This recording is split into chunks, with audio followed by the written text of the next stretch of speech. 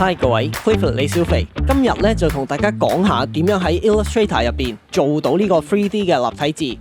咁我哋咧可以掉咗舊嘅呢個先啦，然之後咧就用呢個文字嘅工具畫翻個框俾佢，跟住輸入翻個字啦 ，Hello 咁樣啦，然後我就將佢改做300，做大啲，跟住咧我哋就揀翻一個想用嘅字體啦。今次我改佢做紅色，因為我個人熱情啊嘛。咁啦，然後咧去翻 Window， 用呢個 3D and Materials， 跟住我哋咧就用 Extrude， 就將佢變到有一個厚度，然之後咧你可以調校有幾厚啦，又或者你可以俾啲 bevel 佢，咁佢而家咧就會有啲咁樣嘅邊緣嘅位置，咁然之後咧你亦都可以調校佢嘅粗幼啦，佢嘅深度啦，或者佢重複幾多次咁樣嘅。咁另外咧，你仲可以轉動一下佢。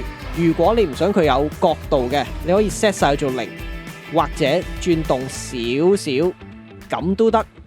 然後我哋可以去 Lighting， 喺呢一度調校佢嘅燈光，或者你亦都可以調校佢嘅陰影。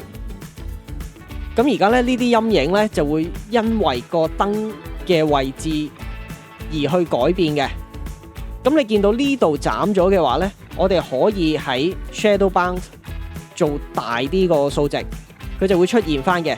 但係佢唔係咁 sharp 嘅，唔靚嘅。我哋可以 click 下呢個掣，基本上呢，佢就等於將佢 render 出嚟，見到一個最終嘅效果。咁你亦都可以選取翻個字喺 Softness 呢一度調校一下佢。咁等一等之後呢，你就會見到我哋做到一個咁樣嘅字噶啦。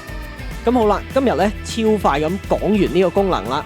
如果大家想睇多啲咁快嘅短教學，麻煩都留言話俾我聽啦。亦都請你俾個 like 同埋 subscribe 我哋嘅 channel， 記得撳著埋個鐘仔。我係 Clifford 李小肥，下次見，拜拜。